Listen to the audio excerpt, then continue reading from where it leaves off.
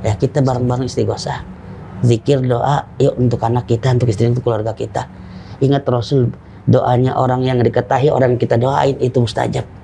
Doain anakmu supaya soleh, jangan kamunya soleh doang. Bawa anakmu supaya soleh. Doain istrimu solehah, doain rumah tanggamu yang lagi usaha supaya berkah lancar. Saya bilang doa kita ini mustajab karena lagi belajar. Bukan orang benar. Kita lagi belajar sadar sehingga mudah-mudahan diterima tobatnya. Lagi belajar istiqomah. Kita semua sama-sama lagi belajar. Orang lagi merasa belajar ketika dia sadar, insya Allah doanya lebih mustajab, saya bilang. Saya sentuh dengan bahasa begitu. Akhirnya teralihkan kan pikiran, psikisnya dia tambah bangkit lagi. Husnudzon sama takdir aja. Pesan saya, siapapun untuk pribadi saya, baik sangka sama ketetapan Allah. Andaikan ujian itu ada, nggak harus melalui penjara. Ketetapan Allah. Selamat datang di Rukun Podcast. Ujian itu ada, nggak harus. Assalamualaikum warahmatullahi wabarakatuh. Halo sahabat Rukun, terima kasih sudah terus mensupport dan mensubscribe channel Rukun. Dengan semangat melangkah lebih baik, Rukun mempunyai program spesial Ramadan. Salah satunya kita podcast di Lapas Kelas 1 Cipinang. Bersama dengan Ustadz Jailani, seorang pendakwah yang kegiatan sehari-harinya membimbing warga binaan di Lapas Kelas 1 Cipinang. Yuk kita sharing langsung. Assalamualaikum Ustadz. Waalaikumsalam warahmatullahi wabarakatuh. Terima kasih berkenan dan memberikan kesempatan kami dari Rukun Podcast yang bisa sharing bareng bersama sahabat Rukun. Ustadz, mungkin boleh dikenalkan nama Ustadz, kemudian aktivitasnya di sini Ustadz di Lapas Cipinang 1. Iya. Saya Jailani pertama kali mengalami ujian 2016. Saya mulai dari 2016, mulai titik bangkitnya saya di 2017. Dari 2017 sampai saat ini akhirnya kami bisa berbagi. Di sini kami bermanfaat apa yang pernah kami pelajari dahulu baik dari orang tua maupun guru-guru akhirnya bisa disampaikan ke teman-teman. Kalau sebagai dai mungkin terlalu tinggi bahasa dai untuk saya. Sharing balik Ustadz, saya sharing. Tapi mereka manggil saya seperti itu. Saya bilang karena pendekatan di sini pendekatan hati, rasa, terbuka. Mereka udah banyak pikiran dan kita juga punya pikiran. Terus yang saya sampaikan ya sifatnya edukasi, sentuhan hati. Saya rasa pendekatan dengan Tuhan ya di sini tempatnya, maka karena saya rasanya juga titik temunya 2007 sudah ada, akhirnya bisa sentuhan itu bisa diterima, sehingga saya kesehariannya bersama mereka juga diterima masalah pembacaan Al-Quran, ya, pengembangan Islam, sifatnya mengajak dengan hati, ya mengajak dengan sentuhan, dan kita membantu peran juga dan fasilitas di Ruci, di penjara ataupun di lapas, mereka mendukung fasilitas kerohanian. Kita alhamdulillah nggak disusahin, alhamdulillah. Saya musola hidup seperti di rutan itu musola ada 13 musola, di sini ada 19 musola. Kita hidup. Kalau di rutan kan masih rumah tahanan, jadi nggak netep di situ, rolling terus berputar. Makanya nggak ada pesantren, tapi di lapas sini pesantren. Oh, ada pesantrennya Ustaz? Masya Allah, itu hidup banget. Tiap malam kegiatannya ada kajian, sifatnya kajian duha pagi, sore. Itu berpusat di masjid Ustaz? Ya, berpusat di masjid, terus pesantrennya ada di asalnya di blok, cuman ruang serbaguna ya, terus dimanfaatkan oleh Kalapas sama Kabid sama Kasih, pejabat, dan didukung juga pembina kerohanian sini Pak Sokani, Pak Sugeng. Kita ikut diperankan membantu. Ya alhamdulillah, saya ini emang dimulai dari titik temu 2017, masa lalu yang kelam, mungkin dunia kekerasan, kalau bahasa anak sekarang mungkin cowboy ya. Sebuah kenikmatan. Itu berarti dalam 1 tahun itu berada di titik terendah, itu belum mencoba untuk sharing kepada teman-teman di sini ya Pak? Iya, saya belum bisa terbuka waktu 2016, menutup diri, sehingga banyak berpikir, merenung, menghayati. Kalau dibilang sok, fitrahnya manusia jauh dari orang yang dicintai, anak, istri, keluarga, dan kesibukan fisik dunia dan sebagainya. Itu kaget-kaget manusiawi. Tapi harus diterima. Cuman waktu 2016 titik kesadarannya belum. Setahun itu udah mulai Allah kasih bimbingan. Selama saya di sini kesibukan itu di musola, majelis sama di masjid, di situ aja.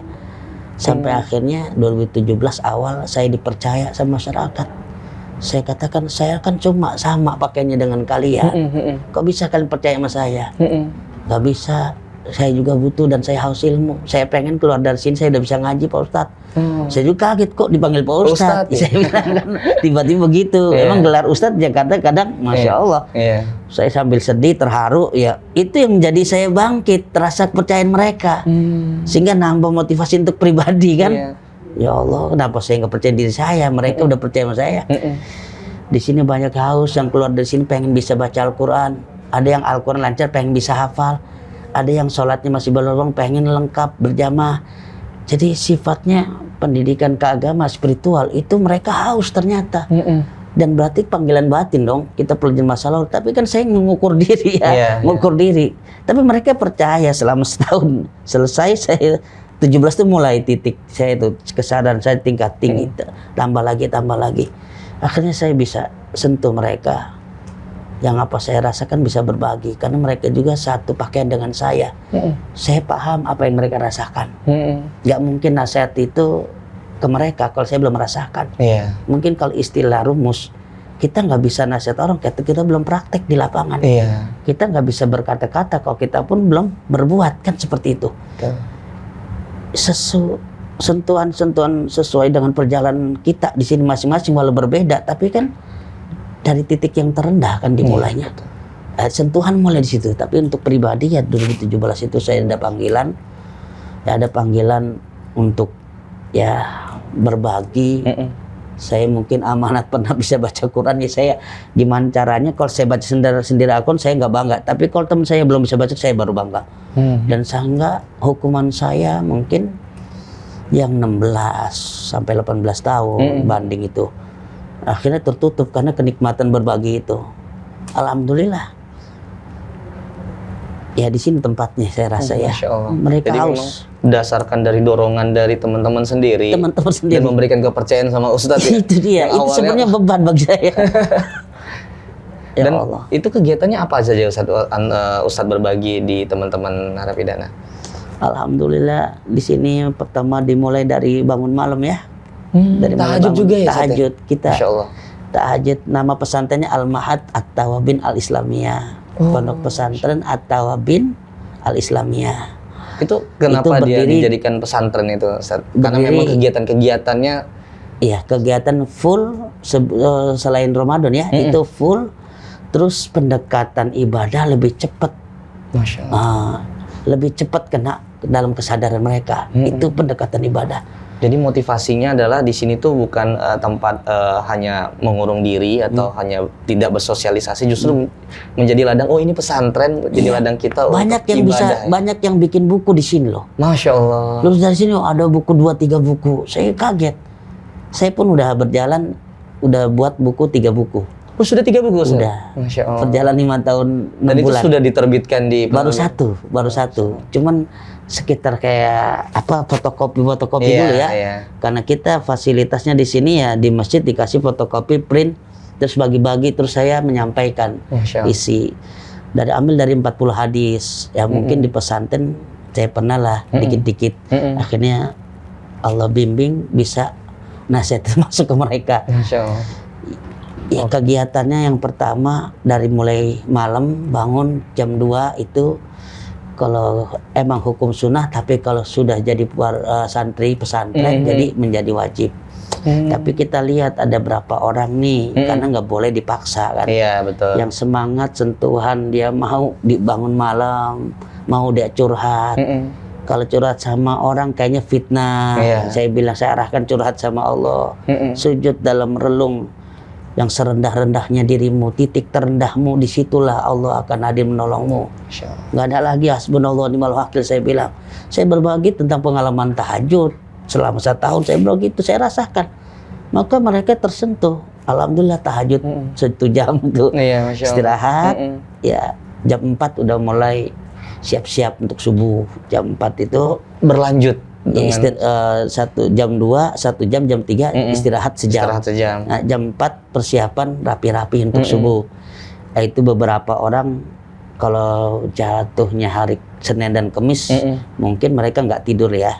Dia sisihkan untuk istirahat, kadang baca Quran, kadang tidur-tiduran takut kebablasan. Karena jam 4 juga mereka bangun lagi persiapan. Ya minimal 4:30 itu dengar suara salawatan sebelum azan, itu dia udah siap-siap. Bab di kamar mandi udah selesai semua gitu. Jadi jangan sampai ngantri ya. Alhamdulillah fasilitas air kita dibantu di sini nyala terus pesantren. Selesai sholat subuh, mereka masing-masing ada wiridan seperti baca Quran masing-masing. Dan kita juga punya program khatmul Quran. Program khatam Al-Quran. Langsung seperti tadarus Ramadan. Itu di luar Ramadan ya. Itu di luar Ramadan. Itu berjalan. Setiap harinya? Setiap hari. Masya Allah. Sudah selesai istirahat menunggu duha. Istirahat menunggu duha, mereka ada yang tidur, ada yang sarapan, ada yang ngobrol mungkin ya. Ada yang baca-baca buku. Ya masing-masing istirahat itu. Kembali lagi waktu duha. Waktu duha itu kegiatannya ke masjid. Mereka bareng-bareng dari pesantren ke masjid. Pesantren itu bahasa sini steril ya mungkin ya. Karena semuanya ke masjid semua santri. Jadi itu gerbang ditutup, kita tutup. Nah, kita sendiri yang megang gembok dan dibimbing oleh petugas. Petugas yang ngasih gembok sama kuncinya. Siapa yang dikasih wewenang tanggung jawab, nah, kita pilih koordinator pesantren. Ada yang megang. Nah, kita arahkan di pesantren menuju ke masjid itu sekitar apel itu jam 7:30, jam 8 itu udah siap-siap kamar mandi, 8:30 maksimal udah pengumpul semua. Masya Allah. Itu Ustaz ngebanguninnya kan kalau misalnya beda-beda tempat gimana itu Ustaz? Atau minta atau memang sudah terbuka aja gitu Ustaz? Alhamdulillah pihak sini dari mulai 2019 jadi orang-orang yang terpilih di pesantren itu orang-orang yang pertama kali berjamaah rajin gak absen. Selama 40 hari itu seleksinya pesantren. Jadi memang ada seleksi yang ada seleksi, ada seleksi.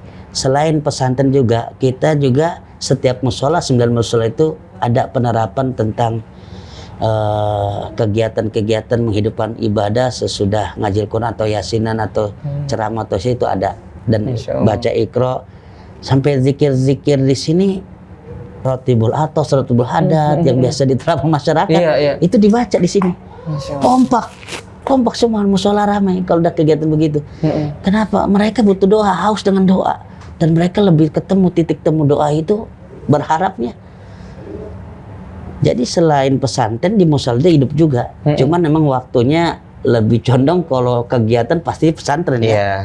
Kalau mereka musola udah waktu 5 waktu sama kajian seminggu sekali udah selepasnya begitu. Jadi semenjak 2017 itu jadi titik balik Ustadz gitu untuk sharing bersama teman-teman. Justru teman-teman itu semakin rame gitu ya Ustadz ya untuk follow up, kemudian semakin meningkatkan ibadahnya, semakin rame masjidnya gitu ya Ustadz ya. Iya, mereka ngerespon baik. Masya Allah. Sampai mereka datang berapa kali pengen bisa baca Al-Quran Ustadz. Saya malu udah tua Ustadz. Saya malu udah punya anak, bahkan yang udah punya cucu datang ke masjid. Dia mungkin masih baru karena kita melakukan seleksi ketika di pesantren, tapi dia mau ada keinginan belajar agama. Nah, kita khusus kasih itu hari Minggu dan Sabtu pagi. Itu ada di luar jam Senin sampai Jumat. Itu ada selain pesantren ya. Selain pesantren itu Sabtu Minggu kita manfaatkan waktu itu. Itu pagi belajar Al-Quran satu persatu, terus tadarusnya, tajwidnya, tartilnya, makhrajil hurufnya kita tuangkan dengan penjelasannya, kitabnya juga ada. Kita minta sama petugas tolong kita mau minta masukin buku dan kitab-kitab bisa dibantu, bisa. Alhamdulillah. Masya Allah. Difasilitasin didukung banget. Dan kita juga punya perpustakaan kan. Iya, saya tadi juga sempat berkunjung itu. Nah, itu ada sebagian buku-buku juga dari yang udah di sini dia bawa, tinggal kenang-kenangan, dipakai dibaca sama mereka juga, dipelajari dan kita jelaskan lah yang mampu sesuai dengan karakter. Jadi ibaratnya pesantren itu memang sangat tidak ada bedanya dengan pesantren yang ada di luar ya Ustadz ya, karena kegiatannya, pembelajarannya, bahkan baca kitab-kitabnya itu ya sama saja gitu ya Ustadz ya. Masya Allah. Nah Ustadz, kalau untuk di kegiatan Ramadan sendiri Ustadz, apakah ada program-program itu di pesantren yang lebih intensif terkait peningkatan ibadah Ustadz? Oh spesifik ya? Ya. Pasti ya. Ada yang lain pasti berbeda. Satu iftar ya, buka bersama ya. Oh ada iftarnya. Nah, sebelum menjelang iftar itu biasa kalau kajian kita di masjid, ba'da asar itu baca yasin sama kitab tafsir yasinnya. Tapi kalau iftar itu kita ada kultum juga, bahkan kita mulai dari semua santri atau warga yang mendaftar harus bisa pidato. Oh jadi bisa rolling ganti-gantian ya Ustadz ya? Kita kasih supaya bisa apa bahasa di pesantren dulu muhadorohan ya. Muhadoroh ya. Belajar komunikasi. Kalau mungkin bahasa kita mah dinaikin lagi leadership masing-masing, terus memberanikan diri, dia bakatnya kelihatan di mana nih. Iya, Dan kita bahkan ada yang belajar seperti itu. Dan spesifiknya kalau Ramadan itu pasti tadarus ya. Tadarus Quran ya. Tadarus Quran lebih kelihatan banget sama tarawehnya ya. Iftar, terus kita juga kadang ngedatangin minta tolong ustadz dari luar juga, kalau dari pembinaan juga ada datangin ustadz dari luar. Ya karena ini Covid 2019 kita akhirnya berperan juga. Kita dibantu juga, alhamdulillah pihak dapur mau ini pesantren, anak pesantren misalkan ada 100. Dia mau pisahkan gitu bagian. Karena kan warga kan nggak harusnya kalau ngikutin jam keluar makanan kan jam 4 ya, mungkin jam 4 itu kelihatan habis asar ya. Dan mereka kan puasa. Terus mereka ada di masjid, mereka di pesantren. Terus takutnya nggak kebagian ya, pembina komunikasi sama petugas dapur. Jadi bisa berkoordinasi ya, tetap dapatkan. Jadi nggak ada rebutan karena kalau jangan kan di sini, di luar juga kadang ya. Itu hanya gara-gara urusan perut, kalau kata bahasa kasar seperti itu bisa fatal. Alhamdulillah di sini dibantu. Dan lebih mengena lagi mungkin masalah apa ya, rindu sama berbukanya mereka sama keluarga. Maka ketika agama, ceramah dan tausiah serta nasihat-nasihat itu lebih sensitif, lebih kena. Lebih apa ya dia? Lebih merasakan itu. Iya. Karena ketika Ramadan pastilah terbawa memorinya kamu keluarga buka bersama, sahur bersama.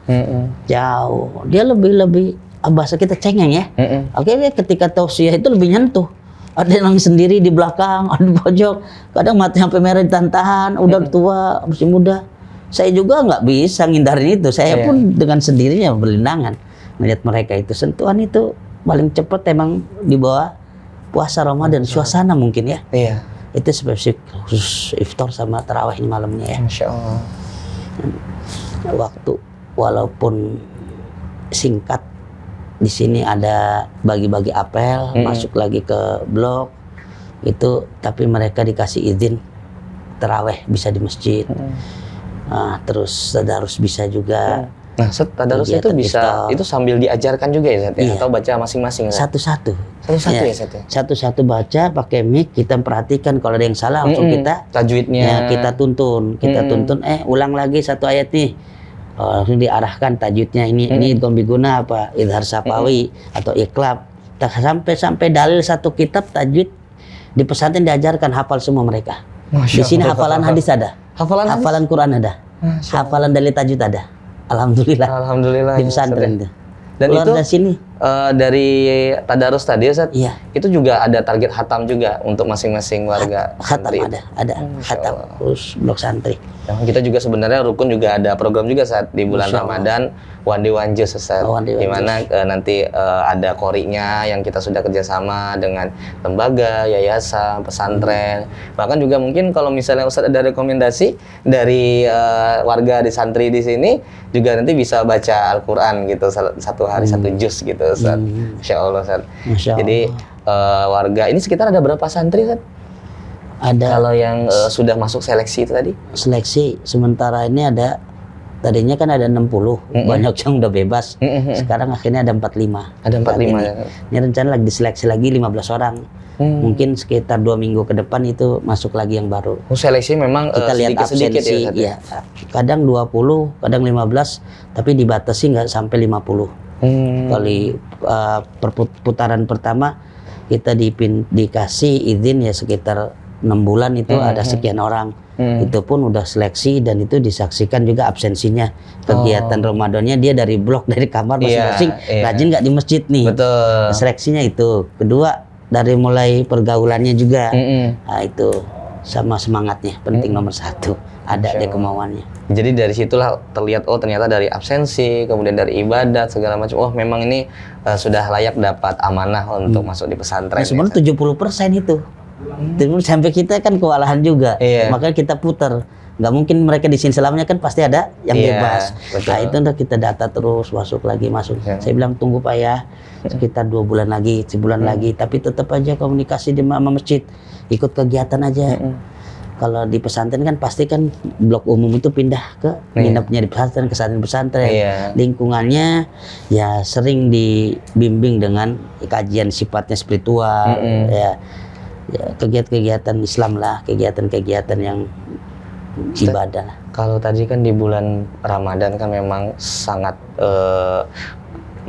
menjadi momentum buat warga santri juga untuk mengingat keluarga, bahkan dari ceramah, mungkin dari bacaan Al-Quran sampai nggak. Saya juga kan maksudnya ketika di bulan Ramadan itu sangat tersentuh ya Ustaz ya. Kalau bulan Idul Adha, Idul Fitri sendiri Ustaz, itu ada kegiatan khusus atau memang menjadi malam syahdu buat warga santri? Masing-masing musola dikasih izin seperti takbiran. Suara takbiran aja mereka udah sedih ya, udah nyentuh ya, sedih banget. Jadi kegiatan khusus dan sentuhan yang lebih mengena ya udah pasti ya Lebaran Idul Fitri. Kita udah kegiatan salam-salaman, saling maafkan di situ. Mereka ketika sebelum Covid mereka bisa berbagi keluh kesah mereka, datang keluarga kunjungan ya. Ketika dalam keadaan seperti ini, ya makanya kita punya peran. Jadi kita punya apa ya? Kalau bahasa di luar mungkin tongkrongan komunitas ya. Nah, kita duduk adain acara. Kan kalau malam nggak bisa di masjid, ya kita kan semua balik ke blok masing-masing. Nah, itu kita ngadain acara hal-hal yang positif, berbagi apa ya, pengalaman. Yang positif ya, yang positif. Dan pengalaman itu untuk mengalihkan perhatiannya dia, takutnya malah galau teriak-teriak, secara fisikis kan keganggu. Dan itu paling ujian besar saya rasa Idul Fitri itu untuk ingat keluarga, pasti sedih banget. Ya khawatir mereka yang baru-baru kadang histeris, kadang teriak sendiri. Kalau mencegah itu, jadi kita alihkan dengan bincang-bincang. Dalam hatinya tuh luar biasa ya. Kalau bahasa kita mungkin ya kayak Arifin Ilham ya, istighosah ya. Ya kita bareng-bareng istighosah, zikir, doa, yuk untuk anak kita, untuk istri, untuk keluarga kita. Ingat Rasul, doanya orang yang diketahui, orang yang kita doain itu mustajab. Doain anakmu supaya soleh, jangan kamunya soleh doang. Bawa anakmu supaya soleh. Doain istrimu solehah, doain rumah tanggamu yang lagi usaha supaya berkah lancar. Saya bilang doa kita ini mustajab karena lagi belajar, bukan orang benar. Kita lagi belajar sadar sehingga mudah-mudahan diterima tobatnya. Lagi belajar istiqomah, kita semua sama-sama lagi belajar. Orang lagi merasa belajar ketika dia sadar, insya Allah doanya lebih mustajab. Saya bilang, saya sentuh dengan bahasa begitu. Akhirnya teralihkan kan pikiran, psikisnya dia tambah bangkit lagi. Masya Allah. Sambil nangis doanya loh. Ya sentuhan Idul Fitri itu pasti itu, Idul Adha malam itu kita adain seperti itu ya. Kalau pagi udah selesai kegiatan Idul Fitri, sholat Idul Adha, biasa kita salam-salaman. Terus ya dari dapur juga dia merasakan ada ya makanan sama seperti di luar disiapkan, nah, seperti itu ada. Terus ya alhamdulillah, pokoknya kegiatan selain ketemu sama orang-orang lama, orang baru, kadang ada saudara juga ketemu di sini, ya dia ngobrol-ngobrol gitu kayak bikin ya tongkrongan gitu, tapi positif ya. Kita anak santri nggak ada, alhamdulillah 70% itu yang mau daftar pesantren banyak ya. Nah, itu bagaimana sih cara menghadapi warga santri atau justru yang di luar dari santri tapi pengen hijrah juga, kan karakternya berbeda-beda Sat. Treatmentnya berbeda-beda, itu bagaimana caranya untuk tetap agar masuk ya Sat, secara hati dan bisa meningkatkan ibadah? Metode pendekatan ya. Metode pendekatannya. Yang satu kita sentuh, jangan bahas tentang hukum. Jangan ngulang tanya pasal. Jangan buka memori yang bikin dia down. Itu aja ya. kita cari support bahasanya yang bikin dia bangkit. Ya kalau saya, metode saya mungkin pendekatan motivasi dengan berbagi ya. Saya punya nih, yuk makan bareng.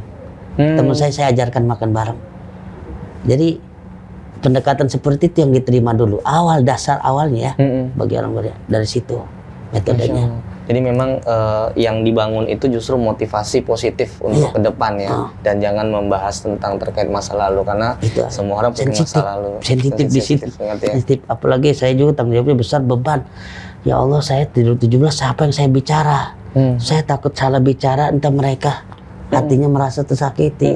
Nggak mungkin semua langsung tobat kan? Iya, betul. Masih ada masa lalu. Kalau kesinggung dikit langsung takutnya. Betul. Percikan itu saya nggak mau. Emosionalnya benar-benar emosional kepancing kalau di sini. Bukan berarti amarah, bukan ya. Sensitif banget. Saya dapat bimbingan itu dari guru-guru dulu. Yang pertama dibimbing itu dasar pengenalan dia sama Tuhannya. Kenalin siapa jati dirimu, kenalin siapa hakikat Tuhan yang kau sembah dan makna kehidupan ini. Jadi sentuhan tauhid ya, ilmu tentang keimanan. Dasarnya dulu. Jadi dibangun. Jadi orang yang lagi jatuh itu mentalnya pasti dong pendekatan masalah pendidikannya keimanan, seputar iman aja bahas.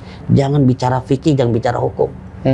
Jangan, itu sensitif banget. Itu dasar ya, metode awal. Tapi dengan sendirinya kalau udah setahun, 2 tahun, 3, dia di sini akan nanya dia, Ustadz saya ini punya istri udah 3 bulan lebih, bagaimana hukumnya? Apakah cerai? Bukan kita kalau nggak nafkahin istri 3 bulan lebih, sedangkan saya kan nggak kerja di sini, bagaimana Ustadz? Iya. Apakah cerai itu? Pertanyaan hukum seperti itu akhirnya keluar sendiri seperti itu. Nah, saya rasa itu ya, pendekatan iman. Boleh sharing Ustadz, ada kisah dari warga santri yang sangat haru ketika Ustadz berdakwah atau sharing lah bersama teman-teman di sana? Ada cerita orang tua 2018. Ya, dia hukuman 20 tahun. Satu lagi hukuman seumur hidup. Yang seumur hidup itu putus asa, berat, bebat. Yang 20 tahun itu sampai semua itu hilang semua. Keluarganya kemana, istrinya kemana, orang tua nggak percaya, sekelilingnya. Nah ini juga sama, sampai seumur hidup itu. Yang 20 tahun kasusnya, beban mentalnya lebih berat daripada yang seumur hidup. Yang seumur hidup masih ada dia kontrakan di luar, istri masih ada, kepercayaan sama keluarga masih ada, tapi hukuman seumur hidup. Nah, dua-duanya ada di hadapan. Kita tukar balik. Saya tafsirkan la yukallifu nafsan illa usaha. Allah memahami hambanya ketika diuji. Allah akan menguji hambanya berdasarkan kemampuan hambanya. Kamu dikasih seumur hidup, tapi masih ada yang memberikan motivasi keluarga kamu. Yang seumur hidup pengen enak melihat teman kamu yang 20 tahun. Sedangkan kamu yang 20 tahun udah nggak ada kepercayaan dari keluarga, motivasi dan sebagainya. Kamu sampai titik terberat kamu tuh, sampai mental kamu terganggu, psikis kamu terganggu. Lihat yang seumur hidup, itu bisa menjalani kok, nerima. Kamu enggak. Sehingga mereka sebelum ketemu saya pengen tukeran aja. Ya udah lu tukeran lah. Gue yang seumur hidup lah sini, gue lumayan enak masih di ini nama bahasa kita begitu ya. Ya gue udah 20 tahun juga sebentar, gue nggak seumur hidup tapi gue keluar. Mana keluarga gue? Mana istri gue? Bahasa gini, bahasa Betawi begitu. Saya bilang, ini malah ribut dia. Akhirnya saya kasih solusi. Bapak yang seumur hidup itu Allah ngasih kebaikan supaya bapak entah keluar dari sini kasih kepercayaan lagi, amanah keluarga, banggain orang tua. Nah, ini yang 20 tahun mungkin semuanya kepercayaan dunianya nggak ada satupun, bahkan keluarga, bahkan orang tua. Tapi secara hukuman 20 tahun Allah kasih. Andaikan ditukar, Anda maksakan dinukar, kau nggak akan bisa. Karena sifat kamu berbeda dengan sifat ini pasti. Kamu perjalanan beda dengan sifat ini. Kalau ditukar yang seumur hidup ke 20 tahun seumur hidup, kamu maksakan diri sama aja melangkahi takdir Allah dan melawan arus. Dan Allah sudah memberikan dari ayat-ayatnya bukti Allah akan berikan ujian dengan kesanggupan hambanya kan gitu. Saya kasih motivasi lagi, cuman titiknya ada di la haula wal quwwata illa billah. Saya lanjutin lagi ayatnya, Rabbana la tu'akhidna in nasina aw akhtana. Rabbana la tahmil alaina wangsurna 'alal qaumil kafirin. Wangsurna itu pertolongan Allah dengan la haula wala quwwata illa billah. Jadi satu, kau harus nerima sejatuh-jatuhnya, serendah-rendahnya. Harus menerima keadaan. Iya, keadaan dulu. Kedua, kau memahami, belajar memahami takdir. Baiknya kata Allah. Ikutin, pokoknya saya jangan banyak pertanyaan, udah ikutin aja kegiatan yang ada di sini. Saya bilang, lama-lama, alhamdulillah. Ini yang 20 tahun ini jadi kiai besar luar di masyarakatnya. Kata dia, ya saya bilang waktu di sini, saya ngingetin saya bilang ustadz aja biasa. Dia punya background juga tapi down sama hukum itu. Ya. Akhirnya bangkit lagi dia. Akhirnya dia juga di luar dipercaya lagi. Alhamdulillah udah nikah, soleha, dan bangun kecil-kecilan usaha. Oh sudah keluar berarti Ustaz? Udah keluar 2018 ya, 2018. Dia katanya sih diusahain ke Tangerang, dari Tangerang katanya saya juga mau keluar juga, mau bebas nih Ustaz. 18, 19, 20, 22. Saya bilang kok 5 tahun Mbak? Iya. Udah bebas. Iya, sebenarnya saya ini Ustadz udah mau bebas, tapi hati saya merdeka, bebas. Kaget saya. Oh, hati saya udah bebas, nggak seperti dulu Ustadz. Saya di sini dipercaya sama seperti Ustadz di sana gitu. Saya bilang, oh bagus kamu udah paham berarti. Walau fisikmu terbelenggu, tapi hatimu merdeka dari belenggu-belenggu nafsu syahwat dan tuntutan itu. Jadi dia nggak lagi kelihatan beban itu 20 tahun. Yang satunya lagi ya cerita sama saya. Ya cerita emang ini saya singkat-singkat ya. Saya nggak ngarang-ngarang, ini kisah nyata juga. Dia juga sama karena hukuman seumur hidup ya. Nggak ada di daerah kebanyakan kalau seumur hidup ya. Dari Jakarta langsung ke daerah. Banyak yang di NK juga bahkan. Itu kebanyakan daerah Bogor sama Tangerang sama NK gitu. Nah, itu ketemu sama saya di sini. Dia itu prosesnya sampai mau bunuh diri, maaf ya, sampai mau bunuh diri seumur hidup loh. Saking frustasinya ya Ustaz. Minum baygon apa, sabun kamar mandi, apa namanya sih itu yang ada suka apa mesin karet-karet. Iya. Porselen ya kayak gitu. Porselen. Sampai minum itu. Ada kali satu cangkir kecil, kaget ketahuan. Wah, kita dikasih tahu. Jadi pernah konsultasi, istilahnya bincang-bincang lah. Iya betul. Saya peranin, saya minta petugas dampingin. Aku dampingin. Alhamdulillah selesai dibawa ke klinik. Minta kata dokter diruqyah karena udah ngaco. Ya saya seadanya dong hafalan Al-Quran dan doa-doa ruqyah, zikir yang udah diajarkan sama diijazahkan, ya udah saya doa, inti kekuatan doa di situ segala-galanya, apalagi titiknya lagi begitu. Saya nangis juga, orang taruhannya nyawa. Saya udah ngalamin seperti itu, beban seperti itu. Akhirnya nggak lama ada 2 jam sadar. Nah di sadar itu kita sering apa ucapan-ucapan motivasi. 2 hari sesudahnya ketemu saya. Selesai bincang, dia mau berubah. Dia langsung minta pakaian baju koko, sarung dan sebagainya. Dia itu koboi, ya pembunuhan berencana seumur hidup. Alhamdulillah berjalan dari mulai Iqra dia sampai bisa baca Yasin karena sering baca Yasin. Surat Al-Baqarah yang depannya, belajar dari belakang. Selepas dari itu doanya dia katanya dijawab terus. Istrinya, keluarganya, orang tuanya itu pada baik-baik semua, sehat dan semuanya, padahal ada hutang-hutang katanya.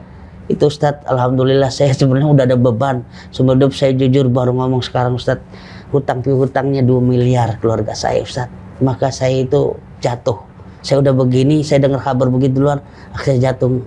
Apalagi ketika di luar saya menjadi ya beban, menjadi tanggung jawab kan. Nah di situ makanya pas dia selama perubahan itu ngasih informasi, katanya sih ya udah sebentar lagi selesai hutang-hutangnya. Masya Allah. Nah, itu ada sekitar ketemu saya Ada 2 tahun lebih ya, 2 tahun lebih, 18, 19, 20, ya, ada perubahan total. Jadi dari yang akhlaknya, kemudian ibadahnya, ibadahnya. kemudian minimal penerimaan terhadap dirinya itu yang sudah yang paling pasti ya.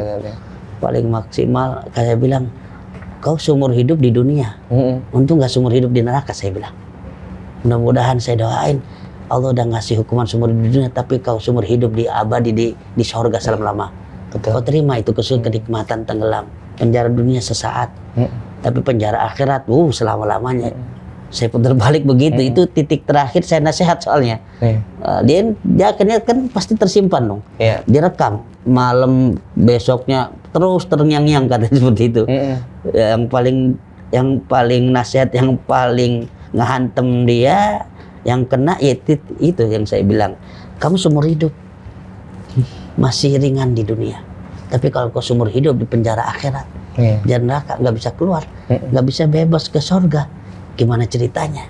Dunia sesaat. Udah saya katakan seperti itu. Mentok nggak bisa banyak bicara kalau orang begitu. Udah itu bahasan sentuhan. Kita akhirnya kadang punya biskuit dikasih teman, kasih teman juga, ada kunjungan makanan ya, kasih. Jadi perhatian ya, perhatian itu penting. Kan udah sama keluarga diperhatiin dia. Itu ada perubahan, alhamdulillah. Masya Allah. Terutama spiritualnya itu yang saya pengen ngajak mereka itu, ibadahnya yang dikenang tuh di sini tuh ibadahnya ya. Bukan galaunya, bukan boringnya, bukan stresnya, tapi ibadahnya yang dikenang. Itu tapi akan sebenarnya dari para napi sendiri, daripada warga santri, itu pertanyaan yang paling sering ditanyakan tuh apa, Ustaz? Apakah memang kalau misalnya Ustaz kan tadi kan metodenya kan adalah jangan mengingat masa lalu, tapi kan nggak sedikit juga mungkin ada yang bertanya juga terkait saya tuh pengen hijrah, tapi gimana dengan menceritakan masa lalunya gitu? Sebagian mereka mau menceritakan, saya cut cuman 5 menit ceritain dan intinya saja. Saya nggak mau mendengar keseluruhannya. Dan dia juga jangan sampai terjebak dengan kalimat-kalimat akhirnya entah berlebihan, bohong, dusta, bahkan pakai sumpah berani. Khawatirnya kalau banyak ngomong itu ntar ke situ dia. Nah, itu ada juga begitu. Dan pendekatan dia ke saya dengan pertanyaan-pertanyaan paling banyak pasti tentang keluarga, hukum perceraian ya, pernikahan ya, yang udah berumah tangga ya. Ya seperti tadi yang saya bilang, Ustadz, yang paling banyak pertanyaan ya di sini ya, itu mengenai tentang, Ustadz, cerai nggak sih saya 3 bulan lebih, bahkan saya sekarang di sini udah 1 tahun, udah 2 tahun nggak pernah ngasih nafkah istri saya. Saya kan nggak kerja, Ustadz. Apakah agama seradikal itu, Ustadz? Keadaan saya seperti ini, dan di luar pun saya kerja nggak pernah, saya nggak nafkahin, pas nafkahin. Terus apakah saya cerai? Siapa bilang Anda cerai? Cerai itu kalau istri Anda nuntut ke pengadilan. Gitu. Kalau istri Anda nggak nerima, kamu juga jangan tahan. Kamu dosa besar. Istri kamu butuh seperti itu.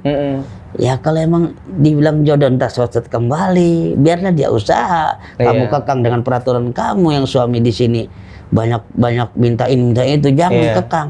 Tapi kalau dianya pernah merasakan senang dan akhirnya dia mau merasakan pahit ketika kamu di sini, itu soleha.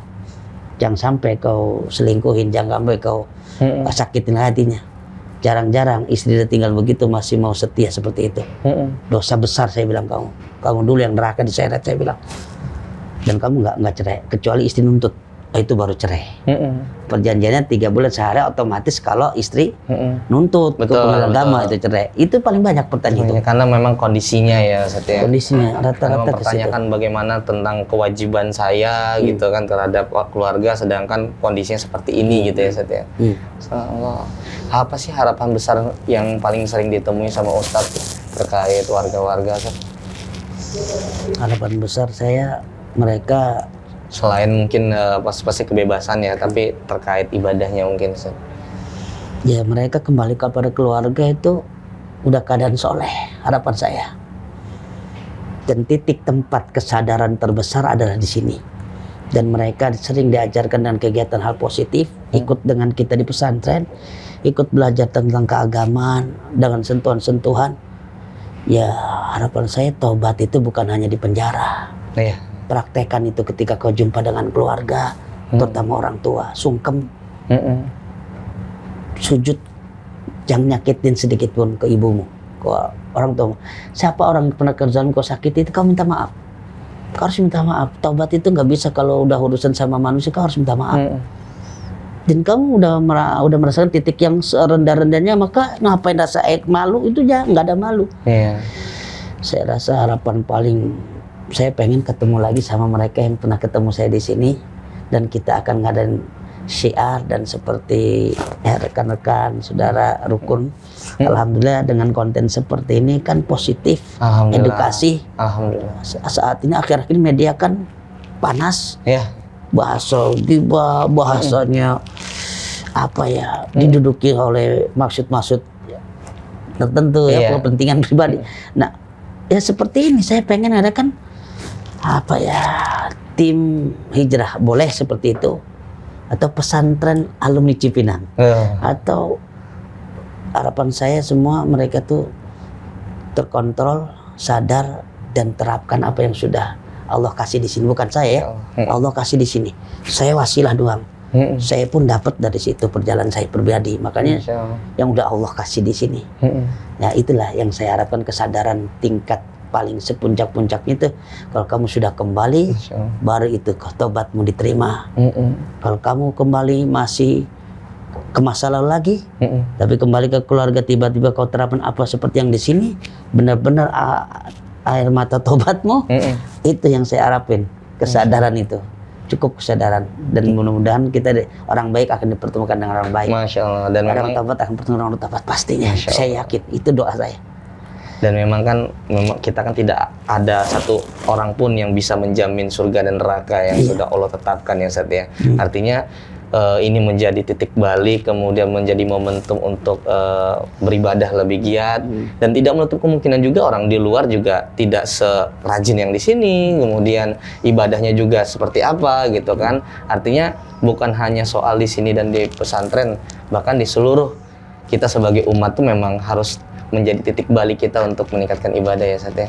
Masya Allah. Ustaz boleh kasih pesan Ustaz kepada sahabat-sahabat rukun yang di luar juga gitu, agar bisa meningkatkan ibadahnya atau bisa bahkan terhindar dari perbuatan jahat atau ingin bertobat tanpa harus merasakan dulu gitu Ustaz. Husnudzon sama takdir aja. Pesan saya siapapun, untuk pribadi saya baik sangka sama ketetapan Allah. Andaikan ujian itu ada, nggak harus melalui penjara. Kadangkala dari kecelakaan, kehilangan, sakit, kadangkala lagi jatuh bisnisnya, ekonominya, atau bahkan teman terdekatnya jauh, atau pasangan hampir menikah akhirnya tiba-tiba. Itu ujian semua itu, ketika dihadapi seperti itu, yang saya merasakan semua di sini, husnudzon, titik temunya ada husnudzon. Baik sangka sama ketetapan itu, tak Allah yang bimbing sendiri, dengan sendiri Allah yang bimbing. Itu aja ya.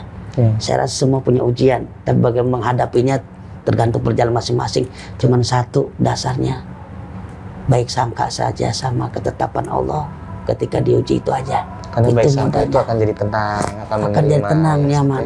Kebahagiaan itu bukan di luar, kebahagiaan itu di hati. Cukup sendiri kan Tuhan lebih dekat dari urat nadi. Nggak perlu kau berlari, duduk dalam sepi, sebutlah ilahi. Itu udah kena semua itu. Kita akan paham. Kalau udah kita paham dengan kebaikan Allah, kita ini udah nggak adil sama diri kita ya. Allah udah adil. Nah ketika terjatuh itulah orang itu sebenarnya lagi diangkat. Itu saja mungkin yang pernah saya rasakan. Berbaginya nggak mungkin saya menyampaikan yang nggak pernah saya rasakan ya. Betul. Masya Allah, terima kasih banyak Ustaz sharingnya buat sahabat rukun juga. Insya Allah apa yang menjadi sharing itu juga menjadi amal ibadah kita, menjadi bermanfaat bagi orang dan pendengar sahabat rukun sama Ustaz. Terima kasih banyak Ustaz sudah berkenan bersama rukun. Buat sahabat rukun semua, begitulah sharing kita bersama Ustaz Jailani. Semoga itu menjadi konten yang bermanfaat bagi sahabat rukun. Boleh di subscribe channel rukun kita untuk konten-konten bermanfaat lainnya, like, komen, dan tentunya jangan lupa untuk di share. Dan tentunya buat sahabat rukun yang belum download aplikasi rukun, monggo di download, ada di App Store dan di Play Store juga. Insya Allah akan menemani ibadah sahabat rukun dalam kesehariannya. Syukron, Ustadz, Aku. kita mohon pamit sahabat Rukun. Wassalamualaikum warahmatullahi wabarakatuh. Selamat datang di Rukun Podcast. Warahmatullahi wabarakatuh.